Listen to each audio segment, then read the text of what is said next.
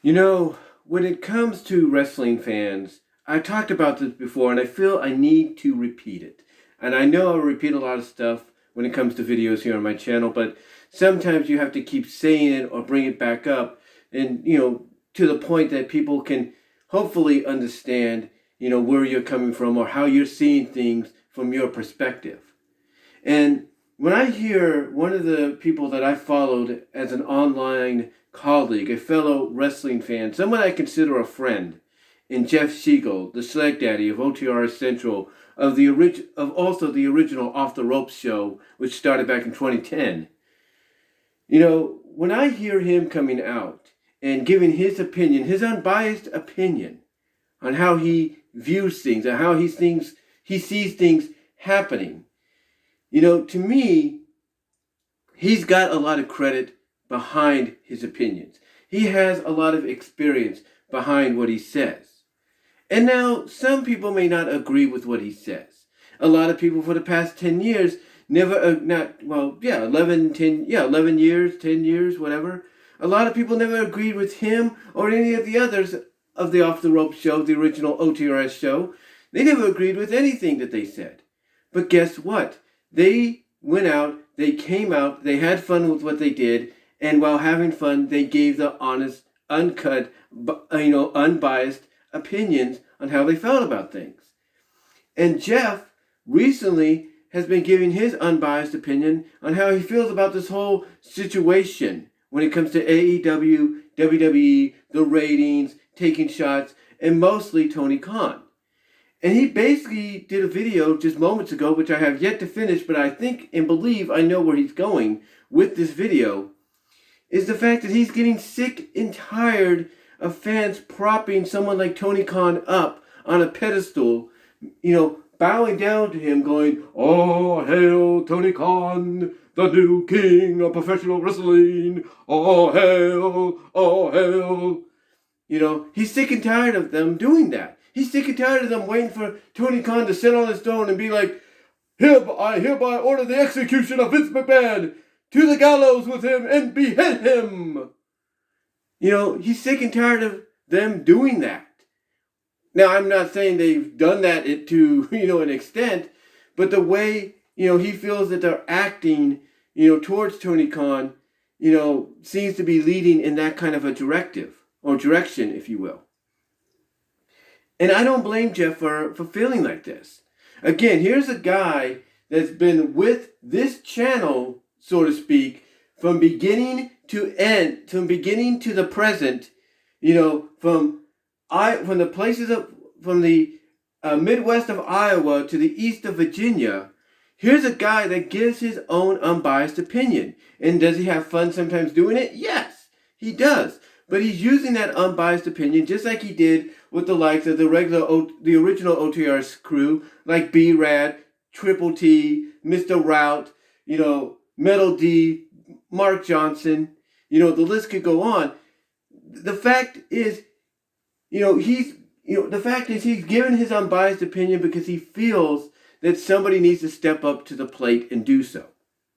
Because when you look at people like, let's say, JD from NY206, who's another great YouTuber, a lot of people feel like JD is more of an AEW guy than a regular wrestling unbiased YouTuber, podcaster, that, gives his thoughts on everything, that's wrestling related. They feel he's more AEW than anything else. They look at someone like just Alex Hicks, who I consider one of the best up-and-coming multimedia YouTubers out there, wrestling, music, whatever. Just Alex, that is. And some people are coming at him because they feel, hey, you're an AEW guy. You don't sound like you're unbiased. And here's the thing. They come after them because of the fact that to them, they're not hearing the unbiasedness that both claim to have. But yet, in turn, when you have someone that actually has, basically, grown up alongside them here on the YouTube side of things when it comes to wrestling, and Jeff Siegel, and he's coming out and saying, how he feels from an unbiased standpoint because he has more years on them age-wise and wrestling experience-wise as a fan, when you have someone like him coming out and trying to give the unbiased opinion of a fan, you have people coming after him and saying, oh, you don't know what you're talking about, or you just don't get it. Because they don't want to hear it. They don't want to hear it because of one reason, and I've talked about this before. That reason why they don't want to hear people like Jeff Siegel, speak an unbiased opinion, if not truth, about what he sees from his point of view, or anybody else that agrees with his arguments. Because even I could see it, and I don't watch wrestling as much as I used to. I'm still a fan, I just don't watch it as much as I used to. Unless it's a pay-per-view or whatever, I still keep up with it. The point is the reason they don't want to hear it is because they don't want anybody spoiling the rebellion, the rebelliousness. They don't want to have anybody spoil the rebellious, attitude or movement towards WWE or any other wrestling promotion like them. They don't want anybody to speak out against it. For example, let's go back to 2014 with late 2014, stuff like that, and even before, and even up until he left. The Yes Movement. The Yes Movement was at its peak in 2014, 2015, late 2013. You get it. The Yes Movement for Daniel Bryan, aka Bryan Danielson, was at its peak. And here's the thing. It got so big that it basically went outside of the WWE. It influenced fans. It was utilized by fans, influenced by sports athletes, used by sports athletes in various other areas. A good example, Michigan State basketball one day, during one broadcast, one video that went viral. The crowd at that Michigan State game were going, yes, yes, yes, just like the WWE fans would do in attendance at a live event or a Raw or a SmackDown, or even a pay-per-view. Hunter Pence was using it during the San Francisco Giants run in the World Series. The yes, yes, yes in 2014. That's what he was doing. And that was after Daniel got his run, or got his opportunity. The Yes Movement was still strong, even when Daniel had to relinquish the title due to injury, which kept him out for a bit before he came back. The Yes Movement had basically been incorporated and had spread like wildfire to the point that the Giants were using it. And the Giants fans were using it. Anytime Hunter Pence would come out to bat, they'd be going, yes, yes, yes. The point is when that movement happened and it started to percolate outside of WWE, more so than that company thought it would, guess what happened? They had no choice but to say, okay, you want Daniel Bryan? Here, we'll give you Daniel Bryan. And we got Daniel Bryan. And that's the same kind of attitude, very similar, that fans are having now with the rebelliousness towards WWE. So that when anybody like a Jeff Siegel or anybody else speaks out against them or tries to point out the truth, they don't want to hear it. Even when just Alex would come out and say, yes, I agree. The overall total viewership, of this past Friday, SmackDown did beat Rampage. When somebody that's an AEW, fan himself, someone that strongly supports it and wants it to be, the company he knows it could be, when even he points something like that out, people don't want to hear it. They don't want to hear it. They don't want to hear Alex saying, hey, SmackDown overall beat Rampage, because that's not what they want to hear. They want to hear what others say. They want to hear, oh, Rampage beat SmackDown, this like that. They kicked the butt, whoop-de-doo. They don't want, the fact being, yeah, it was only for a half hour. They want to have the overall truth of Rampage beat them in total. I don't know what you're talking about. That's what they want to hear. So when you have someone like Jeff Siegel come out and try to point out facts about, hey, you need to stop, treating someone like Tony Khan like the next coming of Christ. No offense, Lord. Or basically the new God on the planet, or basically the new, king of pro wrestling. Oh, hey, old Tony Khan kind of deal. when you have someone like him coming out and saying these things, people don't want to hear it. They don't want to hear it because it's not what they want to hear. Instead, they would rather have Jeff, be like his character that he portrays sometimes in reviews, his Marcus Mark character, where they want Jeff to be like, oh, you know what, guys? You're totally right. AEW is great. Oh, did you see that great wrestling move tonight? Oh, that was so good. Yeah. That's what they want. They want him to look at Suzuki and Danielson from this past Friday and say, oh, you guys got to go back and watch that match again. It was a 5-star classic. Oh, did you see the flips and the kicks and the stiffness? New Japan style rocks. That's what they want. That's what they want to hear out of a guy like Jeff. Because they feel and believe that the more people they bring into the rebellious movement, the more WWE in their minds will be like, okay, we get it. Next week it's all about Pro Wrestling TV 14, and it's going to be headlined by a barbed wire wrestling match. That's what they want. That's what they want to hear. That's the goal. That if they keep rebelling against WWE as much as they are, and they do have a right to rebel against them. Don't get me wrong about that. I mean, WWE's brought this upon themselves. But as much, as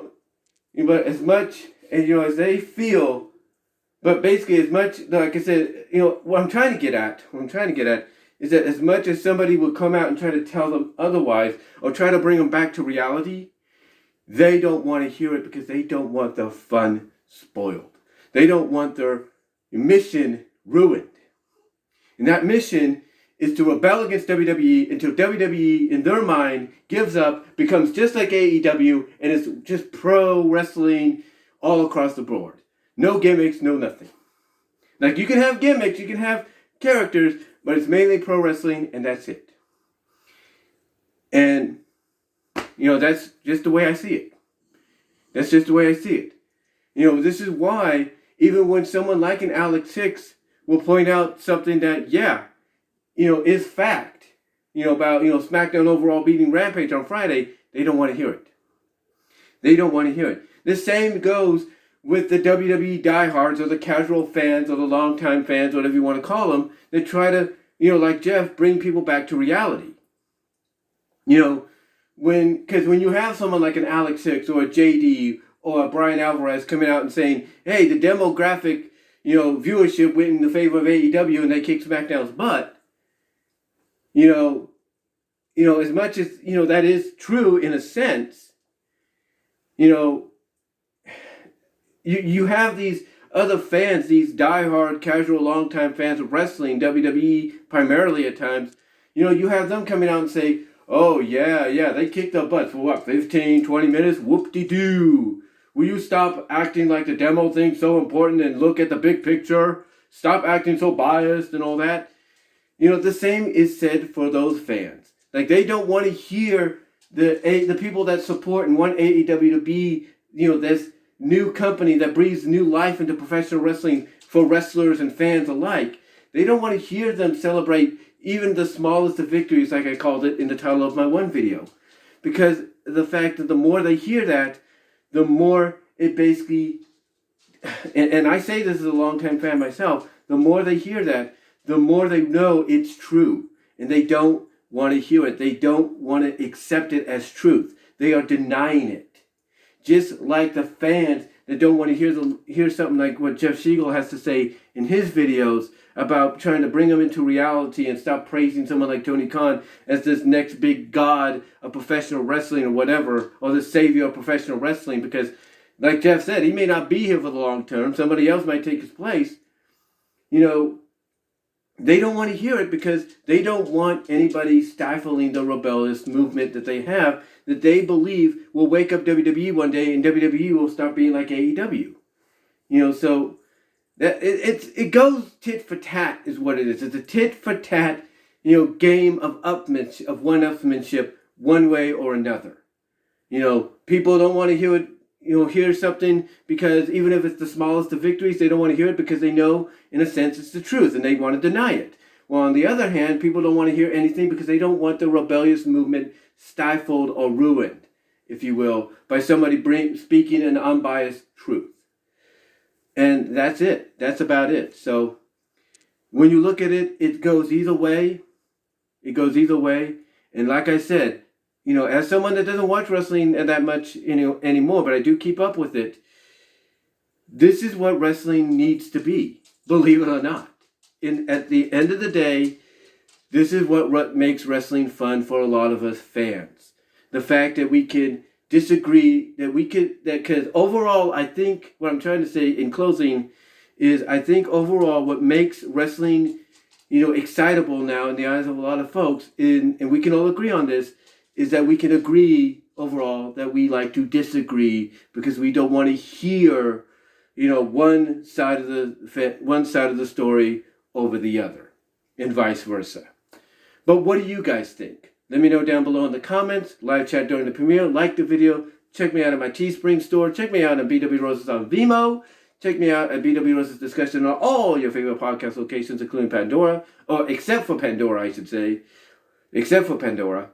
As well as check me out at BW Roses on Patreon. And check out my Venmo as well if you want to help donate to the channel. But yeah, that's really what I feel is the issue. It's tit for tat, but it's something that, believe it or not, when we disagree and we don't want to hear one side over the other and vice versa, it's kind of what's making wrestling fun nowadays, when you really think about it.